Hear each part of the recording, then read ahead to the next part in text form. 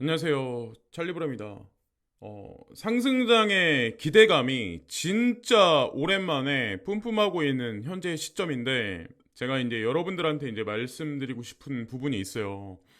비트코인을 선두로 해서 특정 알트코인, 대표적인 게 이제 체인링크, 솔라나, 이 친구들은 근거값이 있으면서 이제 올라가는 겁니다. 근데 지금 이제 보면은 가스라든가 뭐 몇몇 개 코인들은 근거값이 없는 상황에서 사실은 조작에 의해서 올라갔을 수도 있거든요.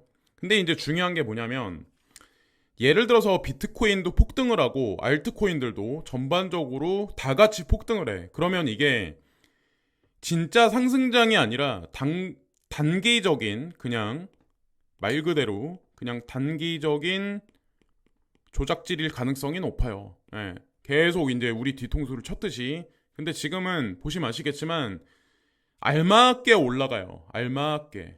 예. 그리고 중요한 거는 근데 특정 알트코인이 호재를 타고 이제 올라가고, 그 다른 알트코인사들도 이제 호재거리를 던져서 순환매가 이제 이루어질 텐데, 이게 미온적으로 이루어지면 이거를 보고 상승장이 아니라고 말할 수 없다라고 저는 생각하거든요. 그래서 이제 상승장이라고 이제 생각을 하고, 또 하나는 지금 개인 투자자들이 많이 개입이 돼 있는 상황에서 이 장작불에 불이 막 이렇게 활활 타오르는 현재 형국이 절대로 아닙니다. 네, 아시겠지만 그냥 신규 유입이 없는 상황에서 있는 사람들은 지금 뭐 현금이 있는 사람들이 없잖아요. 그냥 관망하고 있는 거예요. 보고 계신 분들이 많을 뿐이지. 이 지금 어떻게 보면 제가 은유적 표현을 제가 써서 지금 시장을, 제 개인적인 생각을 이제 말씀드리면, 지금이 딱 어떤 거냐면 이 젖은 장작이에요. 젖은 장작에 연기는 되게 풀풀 나. 그리고 온기도 살짝 돌긴 해. 그러나 불이 활활 타오르려면 이 젖은 장작의 수분기가 좀 빠져야 됩니다. 지금이 딱 그 상황이 아닐까. 그래서 이 수분기가 빠지면 아마 비트코인이든 알트코인이든 불이 활활 타오를 거라고 이제 전 생각을 해요. 물론 뭐 GBTC 승인이 조금 또 반려돼서 연기된 건 기정사실이긴 하고, 비트코인 ETF에 관한 것도 살짝 미뤄진 건 사실이긴 하지만 그 바로 직전이지 않을까라는 생각을 합니다. 어느 순간 수분기는 빠지고 불이 활활 타오르는 그 시점이 오지 않을까 생각을 해요. 점점 그렇습니다. 그리고 이제 지금도 계속 이제 제가 어저께도 보니까 지훈님 예, 예전에는 한 요 정도 적어주셨거든요. 근데 더 많이 적어주시잖아요. 지금은. 예. 그러니까 뭐 그쵸. 예, 대단하신 것 같아요. 이 시간이면은 되게 긴 시간이거든요. 예. 그래서 좋아요 눌러주시고, 예. 같이 응원하면서 이 지금 어떻게 보면은 하락장의 마무리 구간, 그리고 다가오는 상승장의 어떤 그런 거를 맞이하는 게 좋지 않을까요? 이왕이면은 그죠? 같이 응원하면서. 자, 그래서 항상 감사를 드리고, 그리고 어저께 이제 제가 나이지리아 CTC에 관련해서 이제 지나가는 김에 살짝 이제 말씀을 드렸는데, 이게 있어요. 어저께 이제 어떤 선생님이 나이지리아는 CBDC 실패라던데요라고 말씀해 주시는데, 된다고 얘기했다가 중간에 한번 틀어버린 적이 있었어요. 저도 왜 이분이 이렇게 글 적어 주신지는 저도 알고 있거든요. 왜 그런지. 중간에 한번 이 CBDC 정부에서 이거 규제한다, 막는다라고 얘기 나왔어요. 근데 가장 최근 기사를 보시면 아마 아시겠지만 최근 기사는 다릅니다. 예, 나이지리아 정부는 긍정적으로 생각을 하고 있어요. 이 CBDC에 관련해서, 블록체인 산업에 관련해서. 그래서 내가 투자하는 코인에 관해서 끝까지 관심을 갖고 관찰을 하시면 그게 바람직한 투자관이 아닐까라고 생각을 합니다. 그냥 중간에 놔버리시기보다는 제가 보기에는. 그래서 끝까지 관심을 두시고 지켜보시면 분명히 좋은 결과가 있을 겁니다. 그래서 지금 포기하시고 손절하시면 크게 아마 후회를 하실 거예요. 크레딧 코인. 그리고 그레이스케일 최고 법률 책임자 시에로는 현물 비트코인 ETF는 언제가 문제인지 여부가 아니라 시기가 문제일 뿐이다. 그러니까 이번에 한번 아마 아실 거예요. 기사가 나왔을 거예요. 반려됐다. 예. 그러나 뭐 이거를 리젝한 건 아니, 거절했다라고는 표현을 그렇게 얘기가 나오진 않더라고요. 그리고 제가 보기엔 그레이스케일 자산운용사는 모든 준비를 마쳐졌다라는 얘기까지 지금 현재 있어요. 그래서 블랙록 승인이 뭐 날지 그레이스케일이 날지 뭐 그거는 미지수이긴 하지만 뭐 연기돼서 뭐 내년 1월 달이 됐든 상관이 없습니다. 예. 상관이 없어요. 어쨌거나 저는 그리고 특이한 게 뭐냐면 비트코인 ETF가 되면 폭발한다가 아니라 비트코인 ETF가 됐다라는 얘기가 나오면 제가 봤을 때 이거 갖다 또 오히려 또 역회전을 시키지 않을까. 더 이거를 가지고 일시적인 상승은 더 있을 수 있겠지만 여기서 한번 한번 꽈버리지 않을까라는 생각을 해요. 그러니까 기대감이 있고 막 이럴 때 오히려 더 시장이 더 반응을 하거든요. 그러니까 뭐 이런 얘기들이 있잖아요. 뭐 주식 투자 오랫동안 하신 분들은 아시겠지만 소문에 사서 뉴스에 팔아라는 얘기가 있잖아요.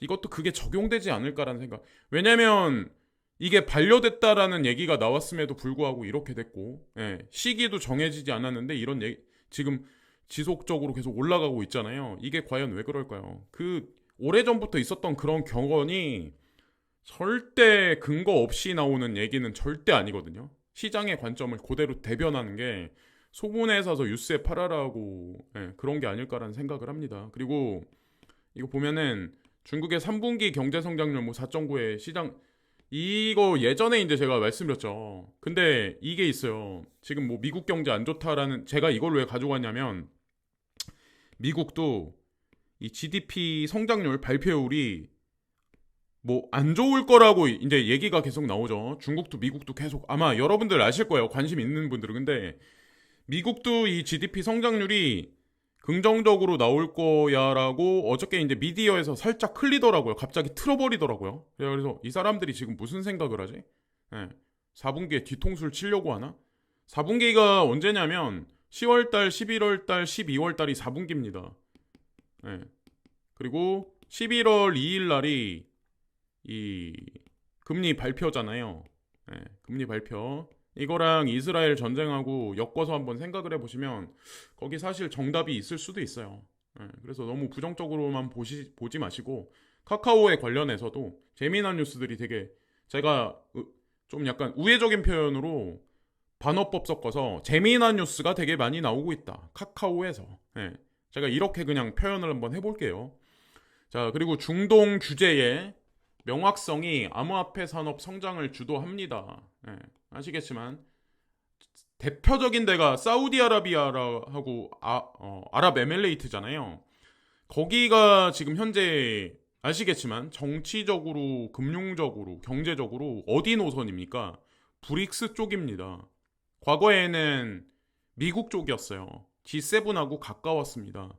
근데 이게 확 와전되죠. 근데 되게 재미난 게 뭐냐면 중동도 마찬가지로 가상자산 산업에 관해서 활성화하기 위해서 법안을 오픈하고 계속 그럽니다. 그러니까 제가 오늘도 똑같은 얘기 말씀드리는데 브릭스가 성장하면 좋은 거예요. 가상자산 시장에. 왜냐하면 이들은 탈달러화를 외치잖아요. 달러가 강하고 달러가 자리를 잡으면 가상자산이 들어갈 틈이 없습니다. 근데 아실 거예요. 미국은 점점 자국 우선주의로 점점 뒤로 빠지고 있습니다. 군사적으로도 마찬가지고. 그거를 민감하게 보시는 분들은 그거를 인지를 하실 거고 뉴스를 수박 겉핥기식으로 살짝살짝 보시는 분들은 이 사람은 진짜 무슨 얘기하는 거야. 미국은 초강대국인데 전 세계 1 패권주자인데 아마 무슨 다극체제야. 이렇게 아마 말씀을 하실 거예요. 근데 이분법 논리로 생각을 절대 국제 외교를 생각하시면 안 돼요. 베트남인가? 거기도 겉에서 봤을 때는 미국 쪽에 가깝지만 외교라는 게 그렇습니다. 그냥 우리가 생각하듯이 뭐 그냥 딱 잘라서 흑과 백으로 논할 수 있는 게 아니에요. 오늘의 아군이 내일의 적군이 될 수도 있고 제가 보니까는 이번에 1대1로 포럼에 베트남이 참여해서 뭐 큰 계약을 개입해가지고 고속철도 관련해서 그런 뉴스도 나왔던 것 같던데 하여튼 뭐 그렇다는 거죠. 자, 사우디 아랍에밀리트 브릭스 가입에 변화시킬 것 뭐 이런 기사들이 하루가 다르게 이제 저는 이런 게 이제 관심이 이게 근거 자료도 이제 제가 보여드릴게요. 이거 보면은 사우디 크루드 오일이 중국과 인도에 어떻게 들어가냐. 예? 이 보시면은 2019년 이때가 딱 2019년 말기가 코비드 19 터졌을 때거든요. 그때서부터 이제 이게 예, 틀어집니다. G7에서 G20 쪽으로, 브릭스 쪽으로. 자, 이때서부터 교역량이 늘어나요. 사우디와의 이 크루드 오일 중국이, 그리고 이거는 UAE 아랍에밀리트 크루드 오일 수출이 중국과 인도에 어떻게 변천이 어떻게 됐냐. 2012년부터 2022년까지. 여기에도 마찬가지로 보시면 인도랑 중국에 이렇게 올라갑니다. 이 교역을 이 사람들이 달러 결제로 근간에는 했었는데, 기존에는 했었는데 이거를 버린다는 거죠. 그러면 이게 뜻하는 바가 과연 무엇일지. 거기 사실 핵심이 있었던 거예요. 사실은 그게 중심 축이지 않았나라는 생각을 하게 됐고, FD USD 페어를 지속적으로 계속 바이낸스는 늘려나갑니다. BUSD는 죽이고. 근데 간간히 이제 댓글을 보면 BUSD에서 무슨 코인 상폐됐다, 이거 어떻게 되냐 막 저한테 여쭤보시는 분들이 있는데, 그냥 이렇게 되는 거예요. 이렇게 되는 거예요. 그리고 BUSD에서 죽였는데 FDUSD에 상장 안 되는 코인들은 그냥 상폐입니다. 그냥 끝나는 코인이에요. 그런 관점으로 보시면 어떨까라는 생각을 합니다. 그래서 시장을 엄청 많은 코인을 상폐시키기가 그렇죠. 그거를 뭐 시장 조작으로 보일 수밖에 없고, 또 보면은, 그래서 그냥 이런 식으로 지금 바이낸스는 패턴 변화를 하는 게, 코인베이스도 뭐 보시면 아시겠지만 USD 관련한 코인들 빼고는 나머지는 뭐 버린다 이 얘기 있는데, 관찰자적 시점이 뭐냐면 PYUSD 페어를 점점 늘릴 거예요. 여기서 어떻게 조율하냐가 이제 관건입니다. 근데 아시겠지만 뭐 극해에 있는 포트폴리오나 뭐 검증된 코인들은 다 들어갈 거예요. PYUSD랑 여기 FDUSD 쪽으로. 그리고 뭐 불나방 같은 그런 코인들 있잖아요. 진짜 뭐 검증 안 된 코인들, 뭐 시총 진짜 작은, 존재감 없는, 개발 안 하는 그런 알트코인들은 앞으로 시장에서 상폐될 가능성이 높습니다. 저는 그런 생각을 해요. 자, 그리고 YTN 민영화, 이거는 그냥 제가 이것도 말씀드리면 좋을 것 같아서, 민영화 초읽기 방송통신위원회 최대주주 변경, 승인 심사 준비 착수, 이 뉴스도 얼마 전에 나온 뉴스인데 이게 우리랑 무슨 상관이냐, 저한테 있냐, 아마 그러실 거예요. 근데 지금도 미디어를 통해서 대중을 사실 오른쪽으로 만들고 왼쪽으로 만들고 막 이러거든요. 근데 이게 민영화되면은 더하면 더했지 덜하진 않습니다. 이익 집단의 사기업의 지분이 여기 이제 섞이면은 그게 분명히 더하면 더했지 덜하지는 않을 거라는 거죠. 제가 판단했을 때는 그래요. 그냥 그런 세상이 되는 거죠. 거기서 이제 이 미디어에 이리 쏠리고 저리 쏠리는 분들, 그거를 이제 100% 그냥 필터링 없이 보시고 그냥 사셨던 분들은 더 아마 고난의 삶을 사실 수밖에 없어요. 자, 그리고 애널리스트 상장 채굴 업체 해시레이트가 27% 늘어났다. 제가 이제 오늘도 이제 코인 시장에 관해서 이게 탈중앙화라고 이제 학문적인, 그냥 교과서적인 아카데믹한 그런 것만 이제 뭐 말씀하시는 분들도 있고, 뭐 본인이 투자를 하니까 이제 그런 분들이 있는데, 진짜 딱 이래요. 이 근거 자료가 나왔잖아요. 이렇게 여기 BTC 반감기 이후 자본력이 풍부한 상장 채굴 업체가 경영난에 처한 비상장 채굴 업체들의 자산을 매입, 대형 업체들이 BTC 해시레이트 점유율을 계속 증가할 것이라고 설명했다. 이거는 당연한 거예요. 자본주의 사회에서. 간간히 뭐 탈중앙하다 저한테 이제 이러신 분들이 있는데, 아니 대규모의 전력과 대규모의 이 비트코인 마이닝 인프라를 가지고 있는 게 기업들이지, 개인들이 무슨 조막손들이 뭘 합니까? 해시레이트를 다 뺏길 수밖에 없어요. 이 기업들한테. 앞으로도 아마 이렇게 될 겁니다. 그들이 칼자루를 과연 대중들한테 옮겨줄까요? 그리고 블랙록 CEO 레리 핑크가 전 세계 암호화폐에 대한 고객 수요를 확인했다. 뭐 이거를 중간에 한번 이정표를 만드네요. 여기서 이정표죠. 그러니까 이제 우회적으로 파생 상품을 만들기 위해서 비트코인 ETF도 신청을 했겠지만, 그러니까 뭐 그런 거 같아요. 그러니까 이게 어떤 게 있냐면 이 가상자산 생태계에 있는 이런 기업들이나 투자자들 이런 사람들은 ETF가 승인될 거야라고 생각을 하는 분들이 다수이고, 극소수의 분들은 지난 몇 년 동안 ETF가 승인되지 않았기 때문에 이번에도 승인 안 될 거야라고 이제 생각하시는 분들도 있어요. 근데 이 시장은 긍정론자들이 언제나 승리했습니다. 그리고 장기 투자자들이 언제나 수익률이 가장 높았었어요. 예, 시간이 문제일 뿐입니다. 비트코인 ETF는. 그리고 이거는 실질적인 얘기인데, 건강보험공단이 가상자산 보유 59,513세대 건보료 체납, 건보공단이 숨은 소득 찾는다. 국세청도 마찬가지고, 이런 건강보험, 예, 여기도 재단도 마찬가지로 지금 이 가상자산을 가져간대요. 체납을 하면. 여러분들 보시기에 어떤가요? 이 기사를 보시면서 하나라도 가격이 쌀 때 가져가려고 하는 것 같지 않으세요? 예? 하나라도 가격이 쌀 때? 이게 만약에 향후에 비전이 없다, 자산으로서의 가치가 없다라고 판단하면 국세청이나 이 건보료 공단은, 여기는 건보료 재단은 절대 이거를 체납자들한테 이거를 가져가지 않습니다. 예. 여기 이미 정답은 100% 나와 있어요. 이런 뉴스 하나하나가 사실 우리들한테 알려주는 거예요. 이게 재산이 될 거야, 향후에 괜찮을 거야, 가치가 있을 거야. 이런 생각을 하거든요. 의미가 엄청 깊죠.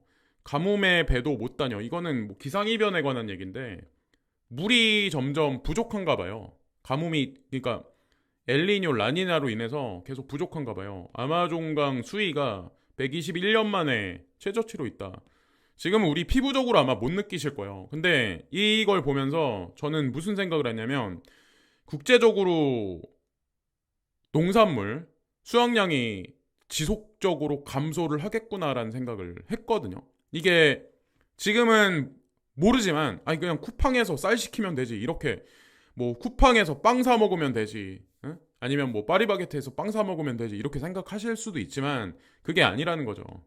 이게 분명히 우리 인류한테 닥쳐옵니다. 에그플레이션이 중심이 되는 인플레이션이 오면 그거야말로 진짜 극도의 혼란한 상황이 될 수밖에 없거든요. 인플레이션이 있으니까 연준에서는 그러죠. 예, 인플레이션이 너무 높아, 우리가 금리 인상을 해서 이걸 잡아야 돼. 말 같지도 않은 얘기. 아니 이게 지속적으로 이루어지는데, 아니 미국에서 금리를 올리면 이게 없었던 일이 돼버리나요? 수확량이 갑자기 늘어나나요? 예. 그러니까 여기서 연준이나 한국은행도 금리를 이렇게 저렇게 불확실성하다는 얘기를 자꾸 던지면서 금리를 동결하는 게 분명히 다 숨겨진 비하인드에 어떤 불확실성에 관한 근본적인 이유가 있는 거를 이들도 알고 있는 거예요. 그러니까 기존에는 없었던 일이잖아요. 121년 만에니까. 기존에는 이런 일이 없었잖아요. 수확량도 괜찮았고 먹고 살만했고 우리 인류는. 근데 그게 아니라는 거죠.